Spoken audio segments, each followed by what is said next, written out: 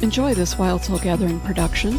I'm Dr. Sandra Marie. Pour yourself a really tall glass of spiritual curiosity and join me for the Happy Hour for the Spiritually Curious podcast. In the spirit of happy hour, cheers to some new insights, peace, revitalization, and perhaps an aha moment that may change your life. Hi, Dr. Sandra Marie here. I'd like to welcome all our listeners. Thank you for joining us today.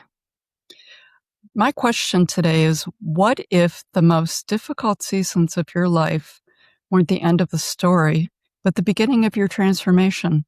Today's guest has spent more than 2 decades exploring that question through art, writing, meditation, personal experience.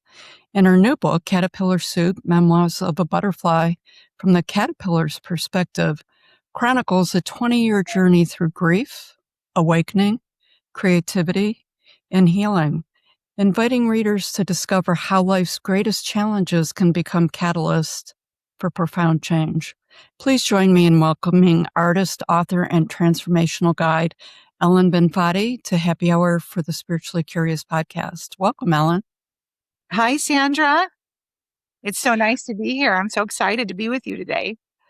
Well, this is going to be a great conversation. First of all, Ellen, the title of your book immediately caught my attention. What exactly is Caterpillar Soup?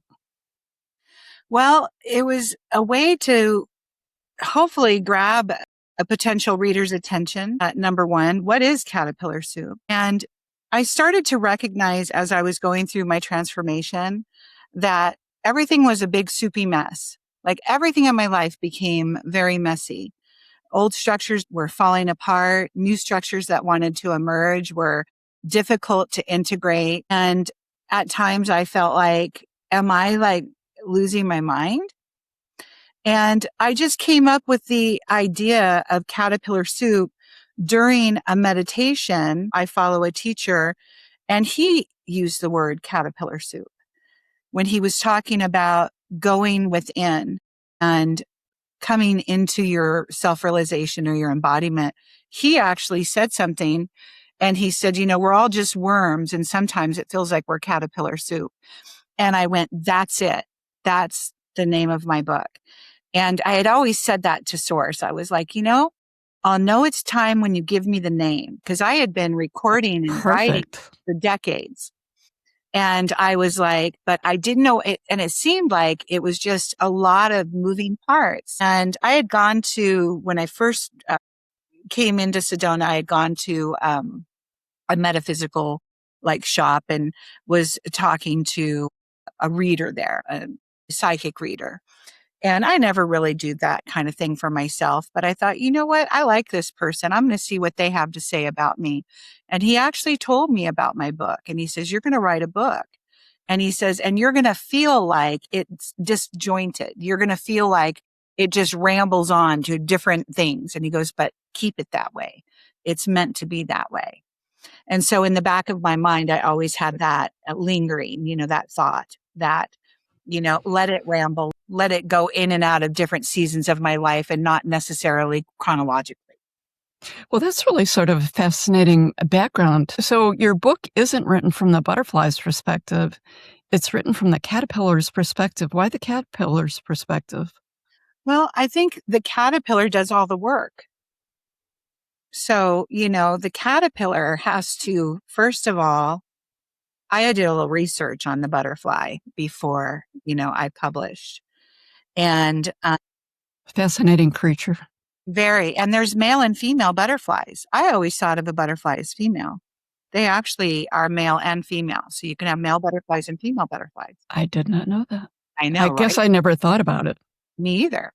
And so that was fascinating. The next thing is that butterflies, when they lay the eggs for the caterpillars to become caterpillars, they just lay the eggs and then they go away. Like there's no mothering. There's no parenting.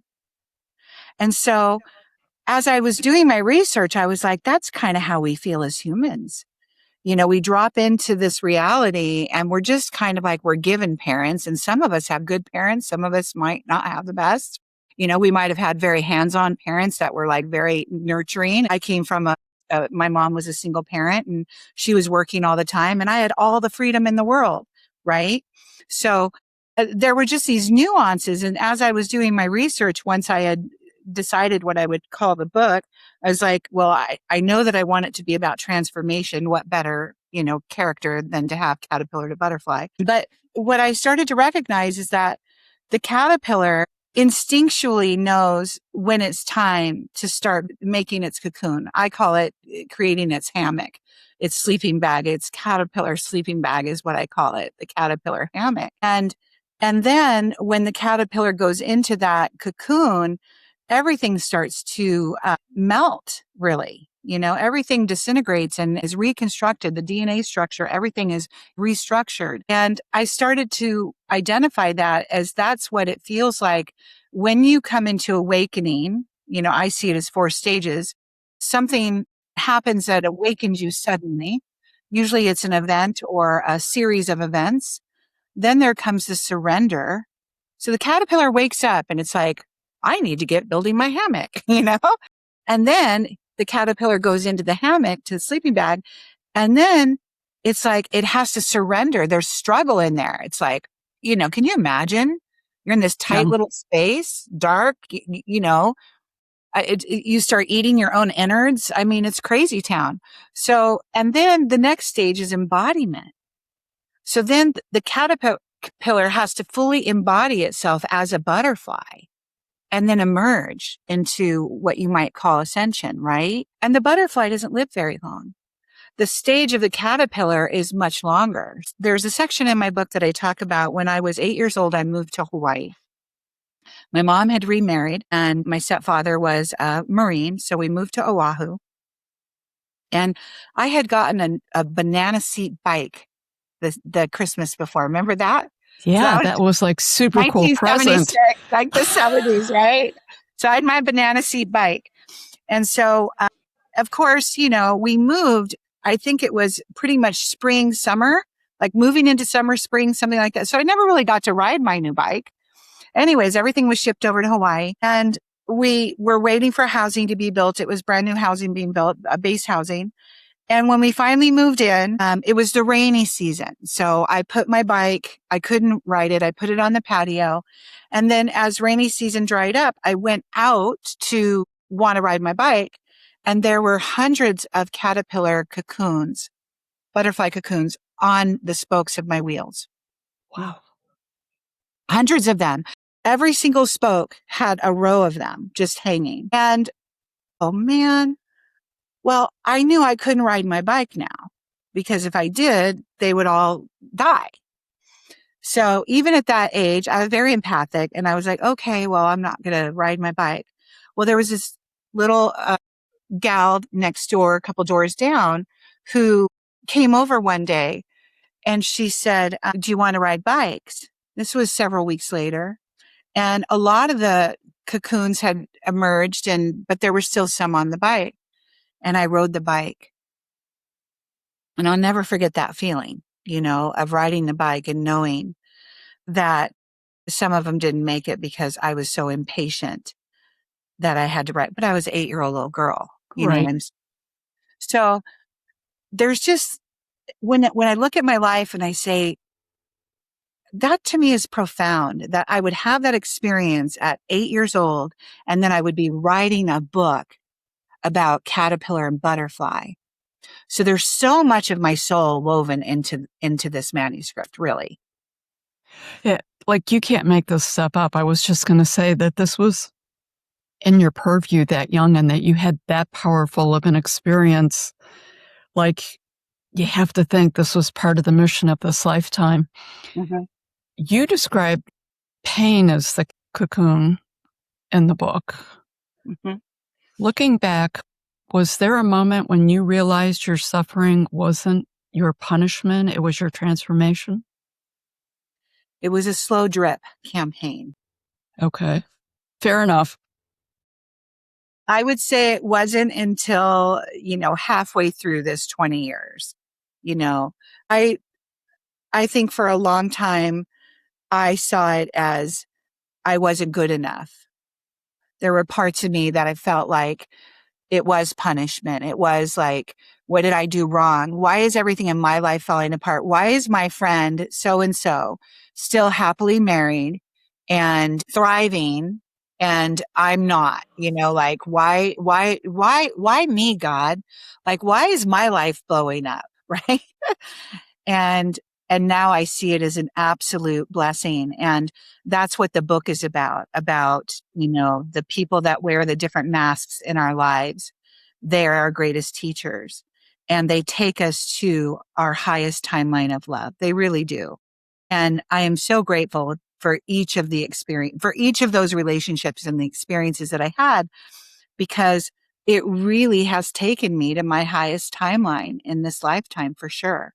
I didn't know I was an artist. I didn't know I was a painter. I had to find a way to express what I was experiencing through my awakening. I began to get profound downloads that were way out of my wheelhouse, and I didn't know how to verbalize it. I was a banker, I had a small little net branch for a mortgage company. I was on the computer a lot. I didn't want to write, but I was having all these profound visions, like nighttime dreams. And in meditation, these colors would come to me, and there was no ayahuasca involved. It was just like I was, opening up, and I had to somehow try to express it. I knew that it was important enough to document.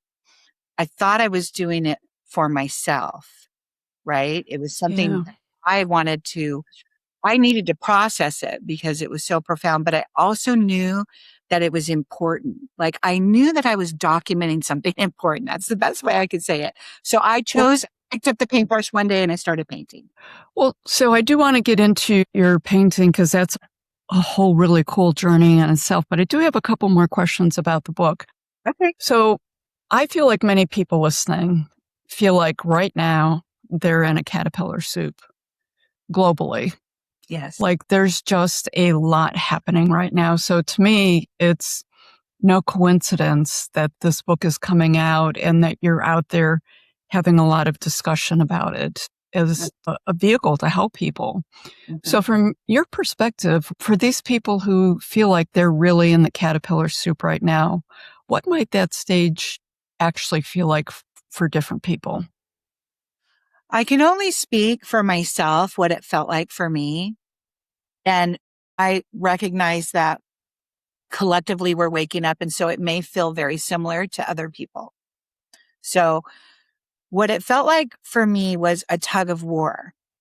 There was my ego, my personality, my mind was like, you need to get up and go to work, and you need to get more loans, and you need to this, and you need to that, and you should this, and you should that, and blah, blah, blah, blah, blah, blah, blah, blah, blah. And then there was this tender, soft-spoken, soulful part of me that was like, Ellie, you should just have a nice cup of tea this morning and paint. And that's what it feels like. And it may not be painting that someone, when they're feeling that pull into the awakening, it may be a different medium that they're pulled to, but it's like a left turn. It's just that left turn where you're feeling it, and it gets to the point that you can no longer deny it. Everything that is no longer in alignment for you. Literally, I call it the Tower card in tarot, starts to crumble. And the illusions you're no longer in the illusion. You're no longer able to, stay in that same state of consciousness. You just can't do it. And so it can feel like you're losing your mind. Before we continue, I'd like to take a moment to share why this work matters. The world doesn't need more noise these days. It needs more thoughtful conversations. That's why I created Wild Souls Gathering in this podcast, spaces where curiosity is welcome, questions are honored, and exploration matters. Each week, I have the privilege of introducing you to inspiring guests and lesser-known voices doing meaningful work in the world. Together, we're exploring what it means to live a more aware and authentic life. If these conversations bring value to you, please subscribe, share the show, and consider supporting Wild Souls Gathering. Your support helps keep this work independent ad-free, and accessible. Thank you for being here. And now let's get back to the conversation. Well, I think it's one of the things that you're acknowledging is super important, that it will look and feel different for each individual because it's a unique journey. But the end part, as you were saying, the process of it, especially, I love the tarot card of the Tower. That's such a great example. As long as you're going to resist it, you're going to end up in that Tower card type of environment of the soup, right? And then as you move along, it'll look different from your perspective. When does the caterpillar know it's time to stop crawling and trust the cocoon? That's at the very beginning. It's that powerful pull of letting things go that you know are no longer working and surrendering to that. It's that moment of surrender. That's when you enter the cocoon. That's when you know that you're beginning to build your silk nest so that you have a safe container to do that journey, right? You cannot become the butterfly without surrender. You just can't. So there's the awakening, which is what I would call the rupturing of your structures where you realize they're just not working anymore. That's the boom. It's like, this is not working, right? And then that pull to surrender, to do something in a different way, to take that left turn, to say, you know what? It may be as simple as speaking up for yourself in your marriage. If you're a woman or a man and you're in a marriage where your voice isn't heard, that might feel like the beginning of your awakening. It doesn't have to be like, it's the small moments that are big moments. That are really big moments. And it's funny because I like to paint with pointillism, and I was just going over this. I have a vision of a painting that's coming to me. And every little dot, every little dot when I'm painting pointillism is a tiny moment. And I'm going to do a series called Tiny Moments now. I just came up with that actually in the last 48 hours, because looking over my body of work, those tiny moments, those tiny little movements and changes that I made created the pathway and formed who I am today. I guess what I'm trying to explain is that on the inside, it feels like it's such a huge thing. But on the outside, it could be as simple as stopping your partner and saying, you know what? I really need to be heard in this relationship or at your job or something like that.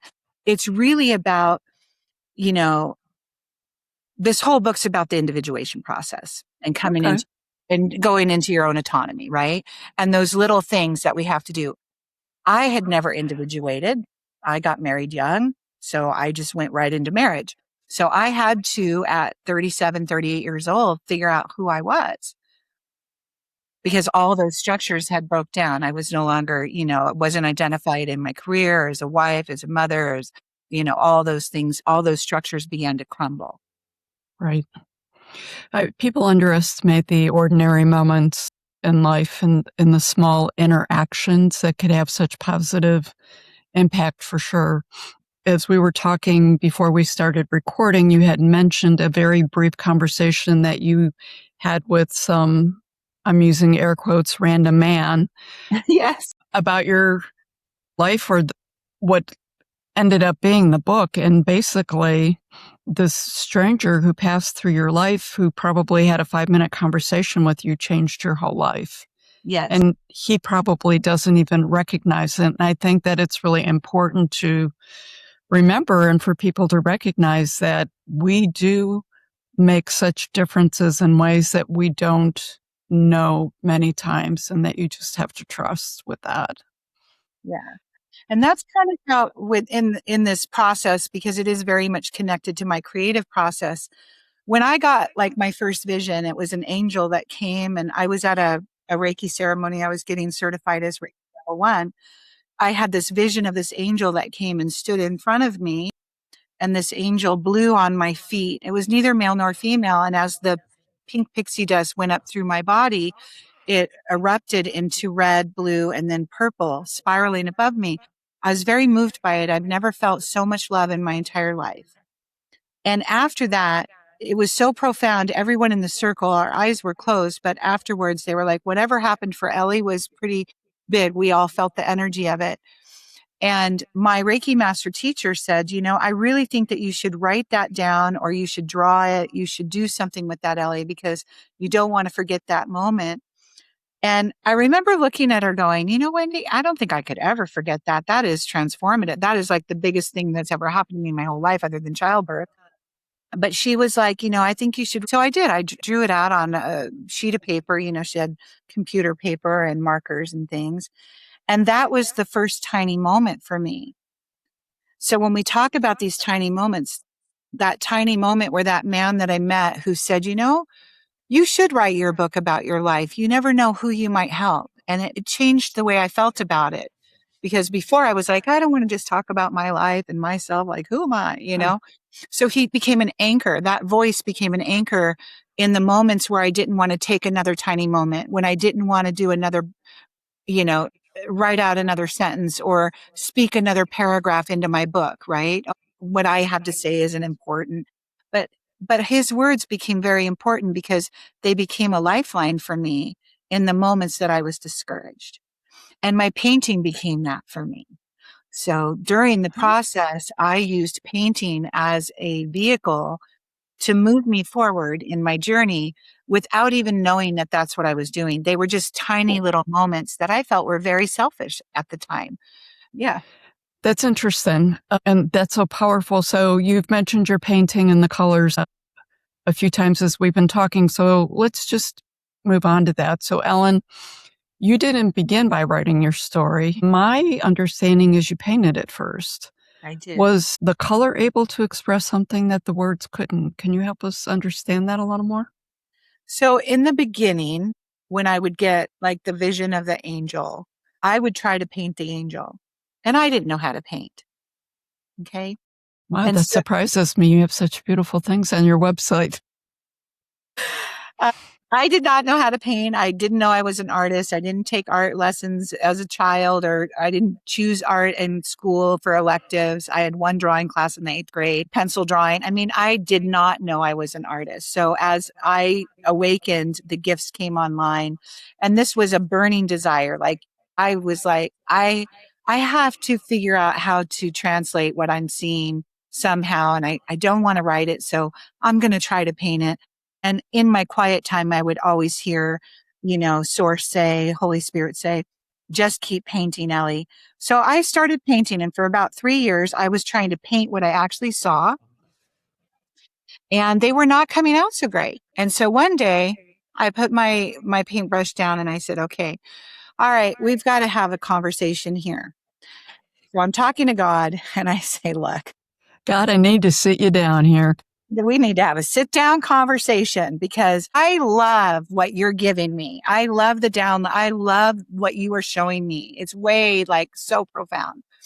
And I really don't feel like I'm doing you justice trying to paint me flying over a wheat field that I feel like a lion. And then I end up just painting the head of a lion that looks like a cartoon character. It's a nope for me. Like, that's not what I want to do. I got an answer immediately. It was brilliant. And the answer was, don't paint what you see, paint what you feel. And I said, well, how do I do that? And I heard, start with the color that you see first, because I was always getting these visions in color, lots of color. Like when I first started painting on the little sheets of paper, my son said, Mom, you're using your watercolor so thick. You should probably move on to acrylics. I was trying to paint, these colors that were so bright. Anyway, so I did, and I bought a 4x5 canvas from Michael's, when just a cheapo canvas. I had a studio at the time in an artist colony with a bunch of other artists. And I was the new kid on the block. They juried me in because they knew I didn't know how to paint, and they wanted to mother me. And that's exactly what they said. We're going to mentor you. So Razier and I, a friend of mine, we went out to, it was St. Patrick's Day. I'll never forget it. We went out to across the street to have a little snack and a drink on St. Patrick's Day. And then I walked back over to the studio and I said, I'm going to go paint. And I knew I was going to paint the way that I was told to paint a few days before. So I set up my palette with all the yellows of a lion and the wheat field that I saw, like all those colors.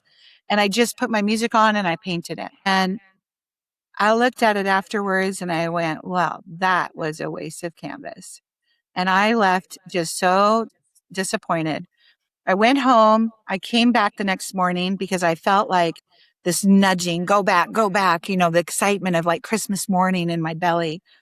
And when I got there, Rosier was standing there with a couple other artists and they were in my cubicle. And I was like, what are you guys doing? And I thought maybe I spilled something. Maybe my painting fell over, And they said, oh, we're admiring your painting. I was like, oh my God, what are you admiring? Right. And they said, well, we didn't know that you could paint people so well. And I said, I don't paint people. And they go, well, you do now. And they moved out of the way. And on this canvas, there was a man hugging a woman. Her head is turned sideways. You could see her profile. And then there was a little boy, about, I'd say 3-4 years old, looking at them. He had striped t-shirt on, shorts. You could see his face, his eyes looking at them. I didn't even know what foreshadowing was. I just was like, I was so blown away.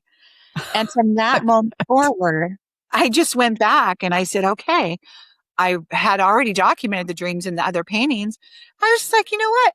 Every time I get something from source now, every time I get an inspiration or a download or a message, I'm just going to turn it into color. And so I did that. And I named my first website Angelic Manifestations because I really believed that these were angelic messages I was getting because the first was an angel. And then now I know that they're vibrational frequencies. Now I know that they actually hold a frequency that actually impacts the space around them. And I work with them with individuals through meditation and things like that. But it all started from that first drawing of the angel at that Reiki attunement. And that's what I mean by those tiny little steps. I had to go outside of my comfort zone. I had never drawn anything or did anything. There was a group of people at the table. I was like, that's really, it's just, that's the thread through the whole thing. That's really magical. So I know that you've worked with the colors for decades. I'm a little focused on this color thing. That was just so magical. Do certain colors seem to invite different emotional or spiritual experiences for you? Along my journey, I started to study color, and I believe in past lives. I believe I worked with color in Egypt. And what I started to recognize is that color has a direct impact on the way you feel. And I did this YouTube. It's an old YouTube of me. My hair is dark. I'm quite a bit heavy. I mean, it's a long time ago, it was probably like 2013. And I was talking about, if an alien came to meet me, how would I communicate with this alien without language? And I would do it through color. I think color speaks volumes. If I hold up red is a powerful energy. It's a slow moving vibration. It's a powerful energy. It's like, it can be a sign of, forcefulness, right? Whereas white, like we put the white flag up, serenity, right? So it's already in the collective consciousness, this language of color. And I think it has a strong impact on our subconscious mind. And so learning how to use color intentionally to convey a message became my language. And I was fascinated by it, just like I'm fascinated by numerology. That's fascinating. So every letter has a number attached. I mean, it's just like, this is a whole hidden language that we don't even really talk about I haven't seen that much of it in the spiritual community, but color is very much a language. And that's the way I equated it. If I was on another planet and I was talking to alien beings, like how could I communicate with them without any dialect? And it would definitely be, I would do it through color. Wow. I really have to wrap my head around that one. That'll be something that I will ponder after the show a little bit. That's pretty powerful because color's a big deal in our world. Has your understanding of creativity changed over the years? Well, I think I'm always changing. I'm always evolving. I'm always, going caterpillar, butterfly. I mean, there's been lots of stages, right? But I think that what has changed the most for me in this last couple of years is understanding that my desire to paint, yes, it was transformative in that I was getting these inspirational downloads, if you want to call them that, spiritual knowledge, wisdom, whatever. And I was trying to document that because I knew it was important. But what God was doing behind the scenes, or what spirit was doing behind the scenes, was healing my nervous system. That is what I've discovered over the last 2 years, is that the painting literally helped rewire my neural pathways, my nervous system in such a way that I can be here speaking with you today. And that is the magic of it. And that's really why I feel so compelled now to publicly speak about this, because I feel that painting saved my life. It allowed me to get to know myself. There's no mistakes in art. So if I would be painting, I knew that I could manipulate it. I could, if a blob of paint fell down in the beginning, if I messed up the canvas, I would do the pointillism with the women, and I would just cover it with a woman. I look back on that and it was like I became more flexible. I became more tolerant. I became more loving to myself. My internal critic, the inner critic, became my fan now. No longer was a critic, but a cheerleader. There were just so many things about my brain that changed. And so that's what I've recognized in the last couple of years, is that me having the determination and the curiosity, which was a lot of it, and the downright curiosity of why all of a sudden I want to paint, and then staying with it even in the hard times, even in the times when it wasn't convenient, or I felt like, this is a waste of time, like continuing with that. It was the greatest gift that I could have received from myself, for myself, to do that. Interesting. That is really fascinating. And I'm not really sure how I want to ask this. Do you believe creativity is something that we make, or is it something that we are actually remembering? I think it is something that we are remembering. And I think that it is connected to the collective consciousness, to the one mind, to the greater mind. And I believe that during this phase of awakening, going back to the beginning of our conversation, so many people are waking up. One of the very first symptoms of waking up is being called to some sort of creative expression. I've noticed that across the board, whether it's, writing, drawing, cooking, gardening, knitting. People tend to, when they start to go through this awakening, this collective awakening, new giftings or old giftings that are being remembered are chiming in, and they're feeling that pull to do that. And I think that that's a big part of this collective awakening.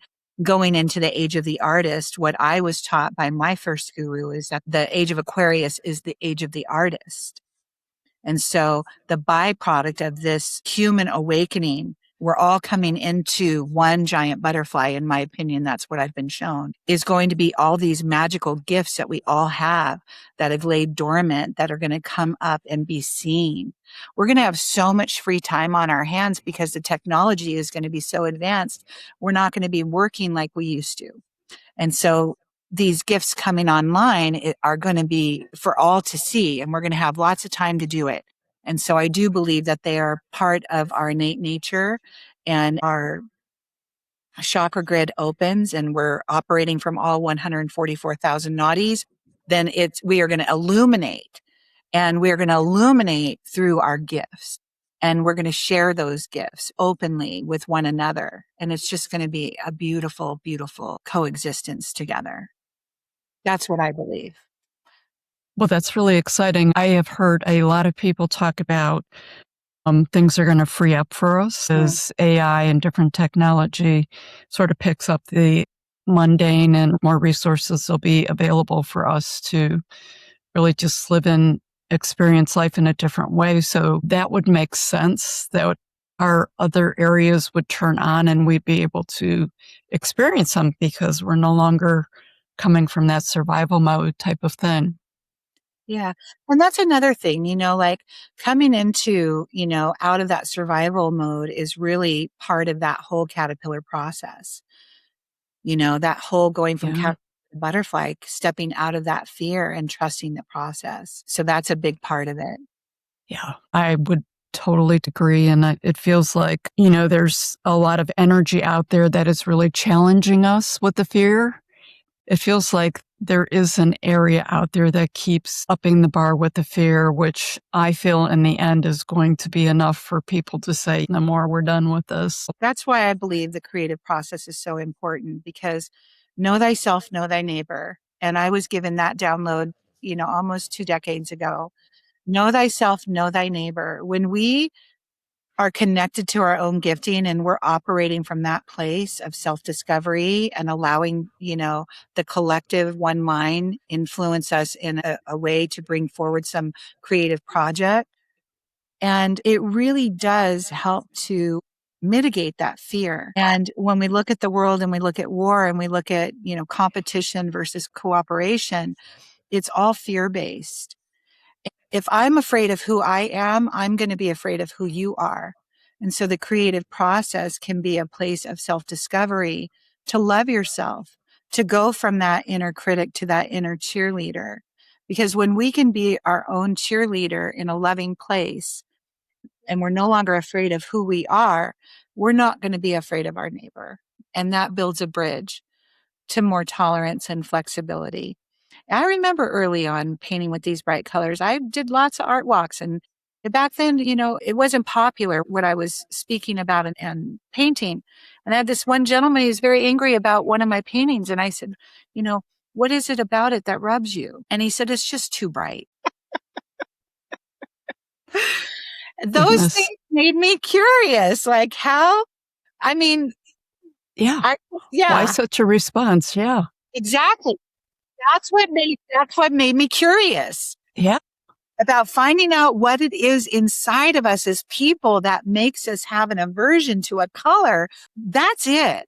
And in a nutshell. I mean, I was hook, line, and sinker with that. I was like, I've got to follow this rabbit.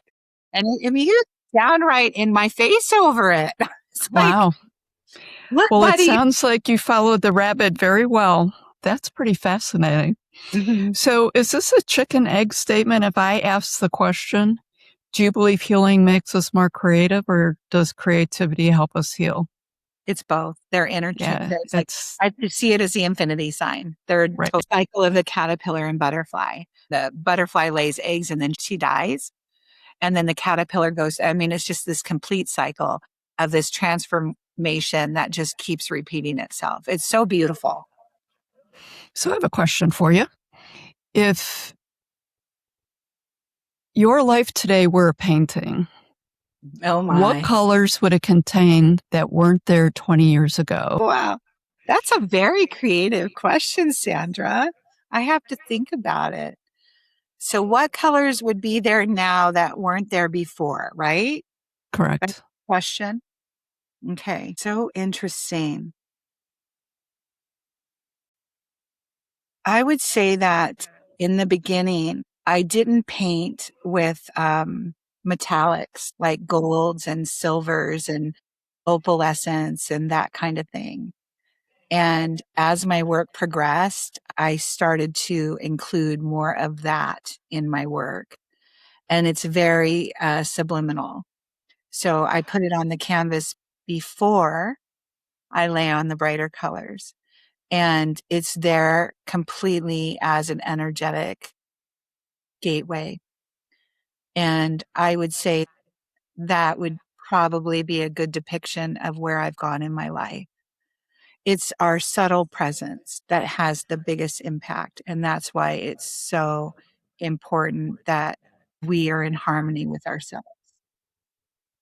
Wow, that's really interesting to me, and that those colors were missing and they're there now. They do feel appropriate for the journey that you've been in. They feel like how you've alchemized yourself. It is. It's like alchemy for sure. And I appreciate you asking me that question. I never thought about that. I'm so touched by that question. You're welcome. This is like your world. So I was just sort of fascinated about where you were going to go with that. Yeah, and those opals came out when I was in Italy painting in 16. So all of that came out in Italy in year 16. So I would have already have been painting for about 12 years by then. Interesting. Yeah. So what are your thoughts on the biggest misconception people have about transformation from your perspective? Oh my gosh. The misconception, transformation.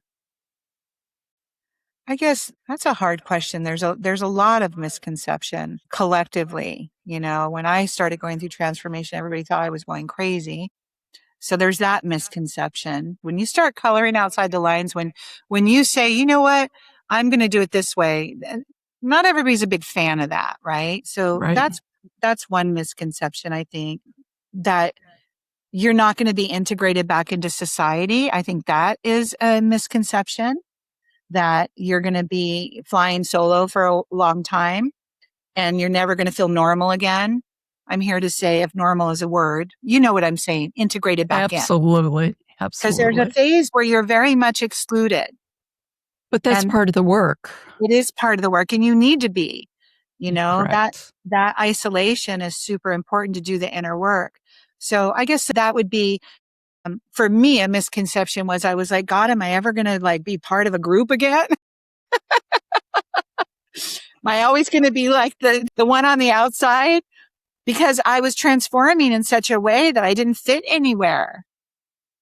I didn't belong anywhere. I couldn't fit in anywhere because there was so much change happening.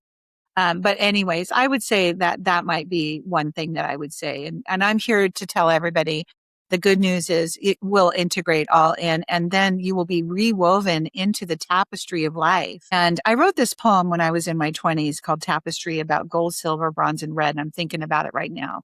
You will be woven back into that tapestry beautifully. So not to fret. Well, that is perfect. Ellen, for the listeners who would like to learn more about your work and how they would go about it and what it would look like, how can they do that? I have a website. It's my name, ellenbenfatti.com. So you can look me up on there. You can also look me up on Amazon to get the book. Everything's all on my website. So you can look at the art and you can see the services I provide in my book. I've tried to make it as detailed. You can hear some other podcasts I've done. So it's a one-stop, opportunity to learn as much about me as you want. Thank you. And you do have some beautiful artwork on that website, so I enjoyed that. I have one last question for you as we're winding down. What's the most important thing we did not talk about today? The most important thing we did not talk about today. You're not alone. Wow, that's a biggie. You might feel isolation. You might feel alone. I have goosebumps right now, so it's important.